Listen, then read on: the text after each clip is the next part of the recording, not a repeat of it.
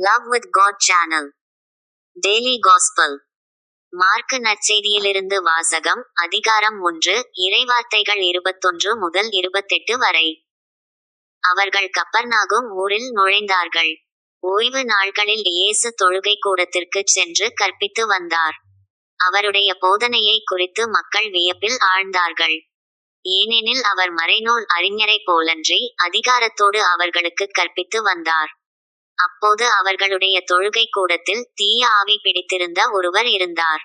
அவரை பிடித்திருந்த ஆவி, நாசரேத்து இயேசுவே, உமக்கு இங்கு என்ன வேலை? எங்களை ஒழித்துவிடவா வந்தீர்? நீர் யார் என எனக்கு தெரியும். நீர் கடவுளுக்கு அர்ப்பணமானவர் என்று கத்தியது. வாயை மூடு, இவரை விட்டு வெளியோ போ என்று இயேசு அதனை அதட்டினார்.